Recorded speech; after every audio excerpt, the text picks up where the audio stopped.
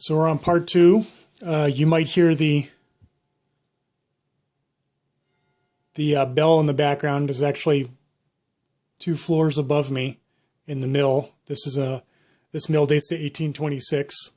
The Whiten Senior helped form the Whiten Machine Works here in Whitensville. That's where my studio is. So part two, we've got some pencil sketches of the Shaker Village. My pencil broke, I guess, and I had to switch to pen. This is Freelance Museum. Artist, birder, a friend of mine, Barry Van Duzen, was an artist in residence there. And it wasn't just his work, he had some other work there as well, of other artists. And I guess I got some inspirational ideas. There was a lecture of a World War II veteran in Grafton. I used to live in Grafton for a little bit. At the Grafton Historical Society. That's a view of Mount Monadnock from Franklin Pierce University. I gave a Roman presentation. Actually, I've given a number of Roman presentations and medieval artist presentations there, and this is one of those days. And it was a time of the year where it snowed and then it was sunny, and then it snowed and then it was sunny. Welcome to New England. St. Anne Art Center in Woonsocket, Rhode Island, had an art festival, winter carnival. A gorgeous, gorgeous interior. Apparently, it's considered the Sistine Chapel of North America, something like that. Some incredible frescoes that are still there.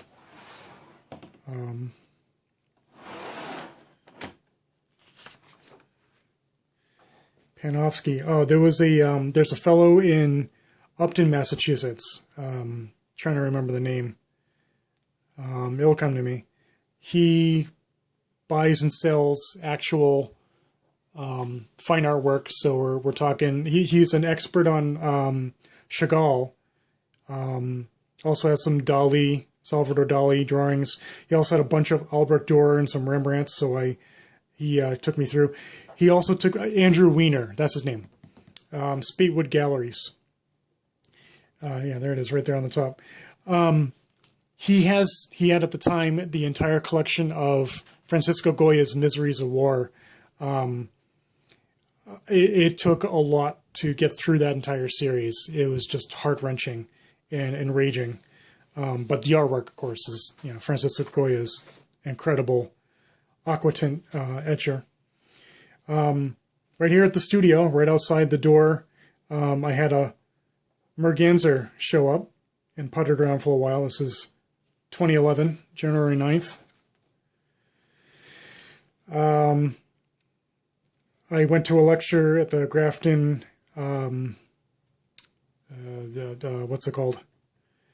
Historical Society. They had an event at their Foreign Legion, or veteran house, on trails and roads before colonial expansion. That was pretty interesting.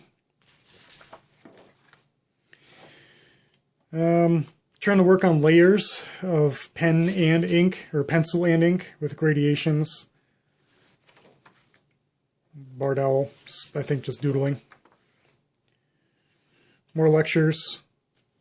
This is at the Worcester Art Museum. I'm a big fan of Robert Goddard, the rocket pioneer.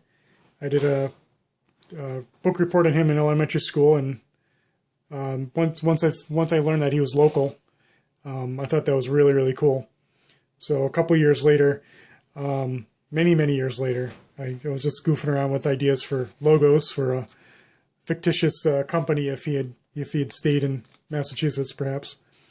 There was an Albrecht Dürer exhibit at Clark Art Institute, so I was becoming a Dürer groupie. Any exhibition that was out there that had Albrecht Dürer, I wanted to go and take notes. So those were the pieces that were in there.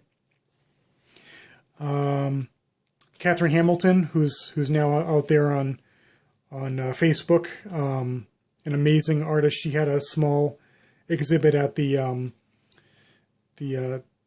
Museum of American Bird Art.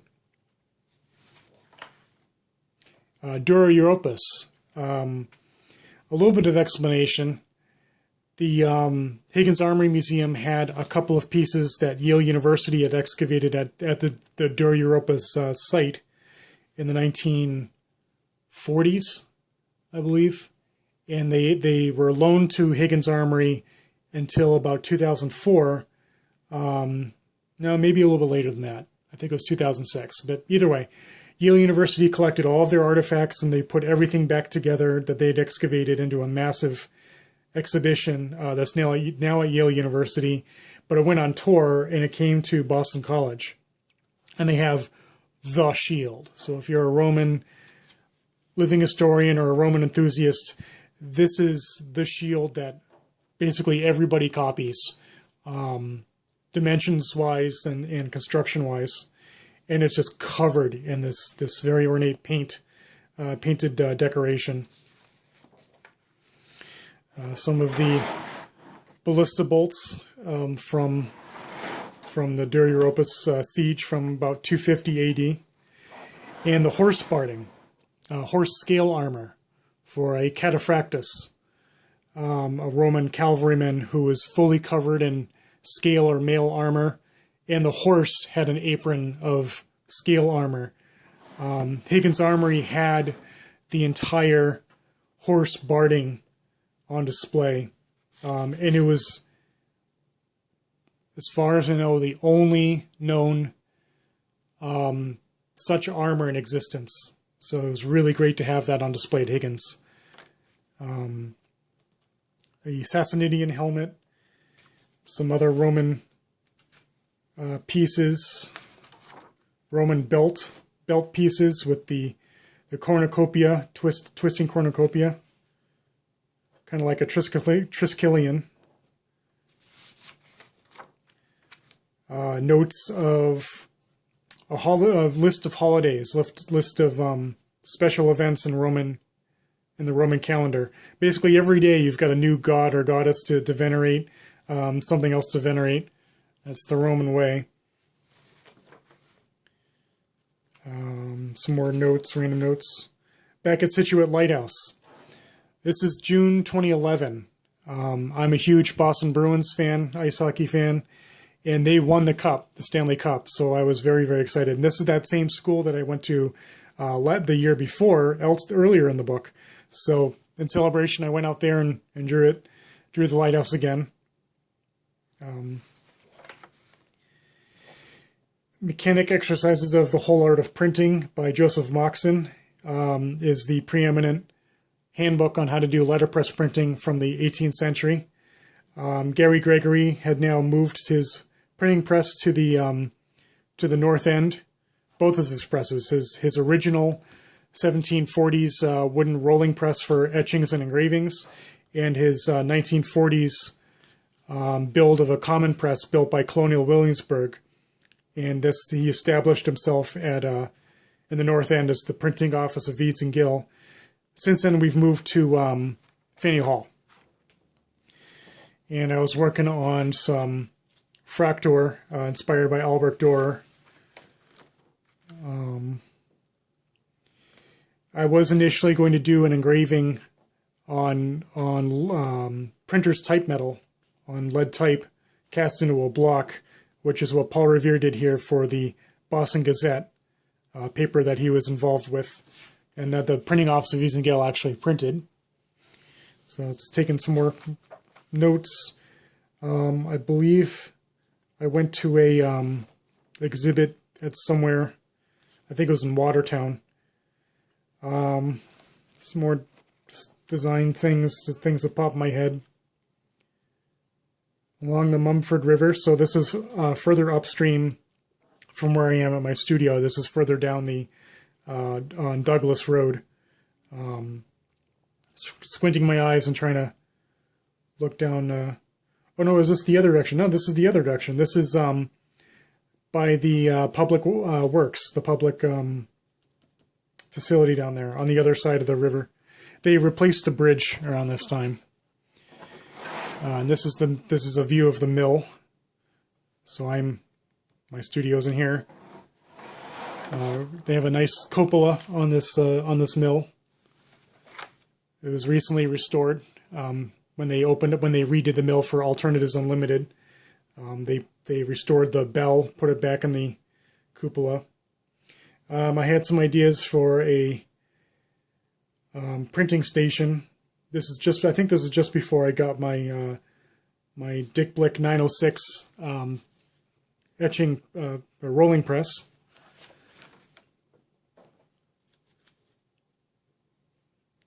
Some more notes from another lecture. Hilltop Farm in Connecticut. Julie Collier with Wingmasters did a raptor presentation. They had like an annual open house farm fest thing in September. So I went out there and hung out with her and drew her birds during her presentations.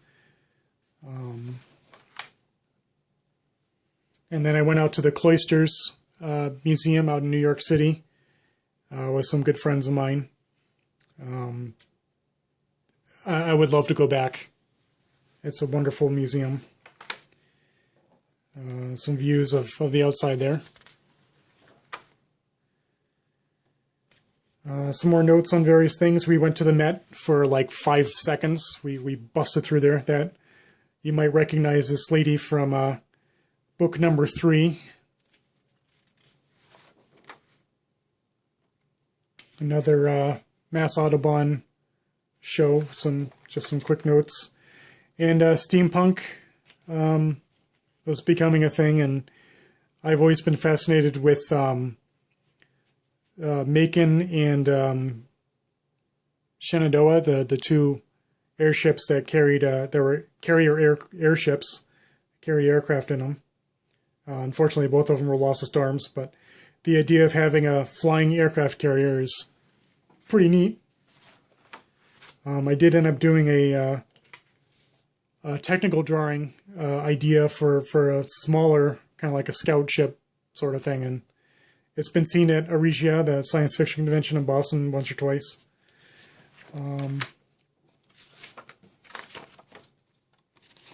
I also tuck in notes. Some ideas for very small etchings and engravings. I call them ship and lighthouse. There were these very small 3 by, looks like, I think it was like 2 by 4 or something like that.